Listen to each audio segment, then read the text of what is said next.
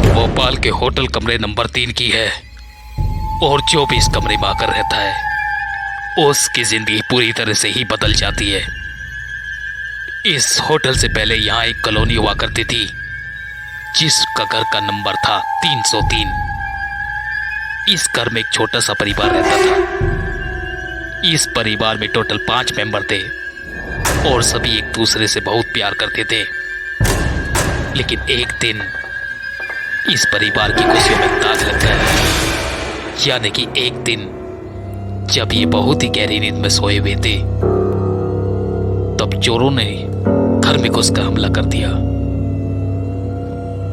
चोरों ने इन सबको एक एक करके अपने हथियार का निशाना बनाया और सभी को मार डाला। ये सब लोग तो मर गए, लेकिन इस अकाल मृत्यु के कारण इनकी आत्मा इस घर में ही कैद हो गई।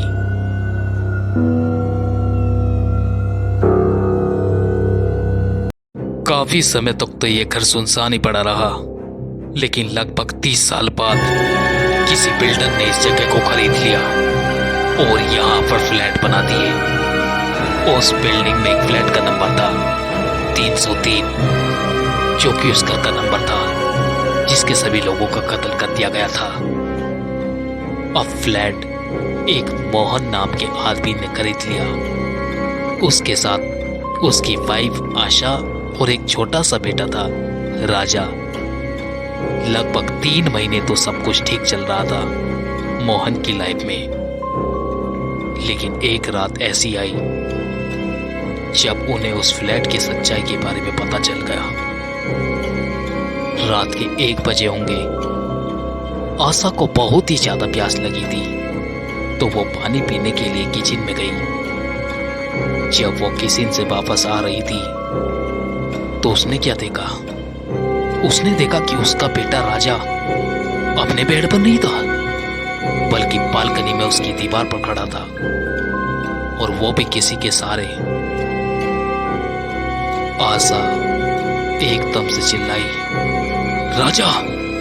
तभी अचानक से मोहन की आंख खुल गई तो वो भी भागकर वहां आ गया और देखता क्या है कि उसका बेटा बालकनी की दीवार पर खड़ा है और नीचे कूदने को तैयार है। दोनों लोग बहुत ही ज्यादा घबरा गए और वो राजा को आवाज लगा रहे थे, लेकिन राजा ने पीछे मुड़कर बिल्कुल भी नहीं देखा। मोहन धीरे धीरे राजा की ओर बढ़ा और तुरंत ही उसे एकदम से पकड़ लिया और अपनी ओर खींच लिया। वो उसे दब रहे थे, लेकिन राजा उनकी बात को बिल्कुल भी नहीं सुन रहा था, क्योंकि इसके अंदर राजा नहीं बल्कि वह प्रेत की आत्मा थी जो कि उससे वो काम करवा रही थी।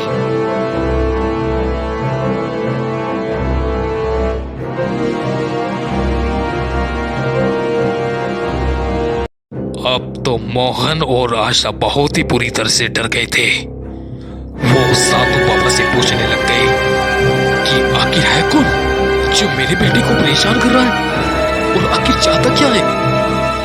तब बाबा ने उन्हें सब कुछ बता दिया कि वो है जिनका बेरहमी से कत्ल कर दिया गया था और उनकी आत्माएं इस कमरे में कैद हैं।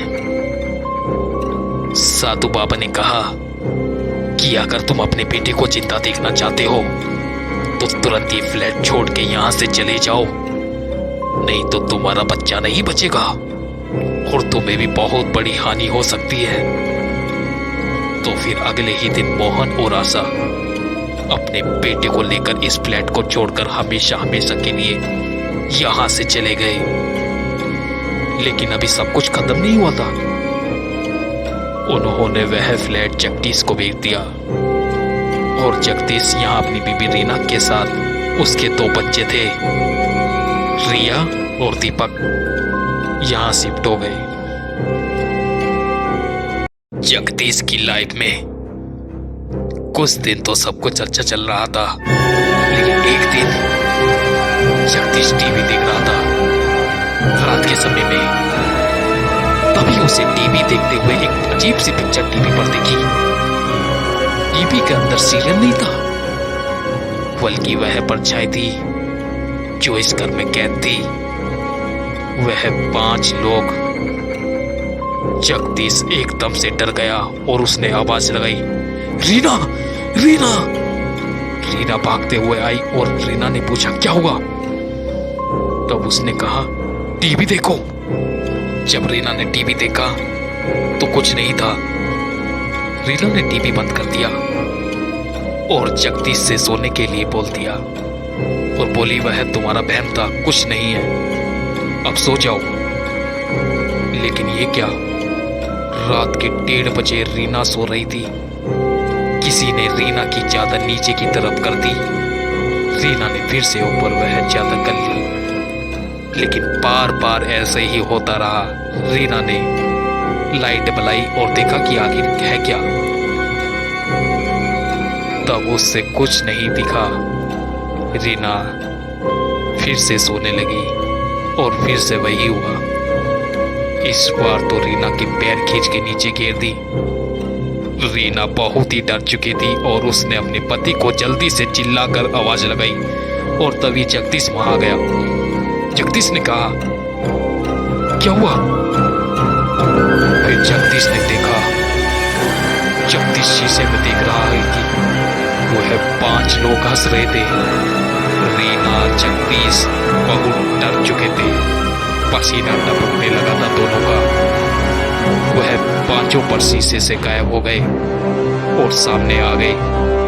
बोले, हम तुम्हें कुछ नहीं करेंगे, लेकिन तुम्हें हमारे लिए काम करना होगा। जगदीश और रीना डरते हुए बोल रहे थे, क्या काम करना होगा हमें? उन्होंने कहा, इस घर के कागज हमारे नाम कर दो। यह घर तुम्हारा नहीं है, ये घर हमारा है। जगदीश बोला, लेकिन इसके पैसे तो हमने दे दिए थे, हमने खरीदा इसको।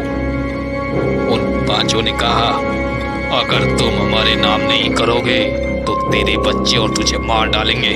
हा हा हा हा हा हा हा।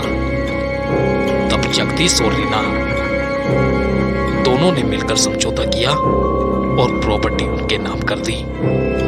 लेकिन बात यहां तक खत्म नहीं हुई थी। उन 5 ने कहा, हमें मुक्ति चाहिए और वो तुम दिला सकते हो। रीना और जगदीश ने बोला, कैसी मुक्ति, हम कैसे दिला सकते हैं?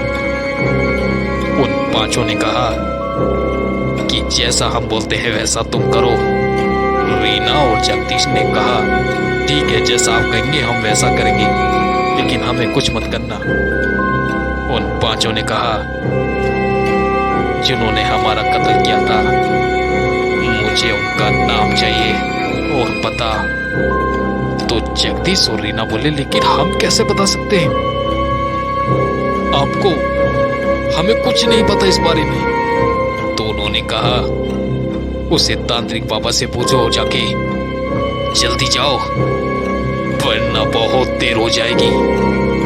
और रात को ही बाबा के पास गए और कातिलों के बारे में जानने लगे। तो बाबा ने कहा, वह 3 चोर थे जो कि भोपाल के गांव में रहते थे और उनका इकबाल, रहीम और राजेश नाम था।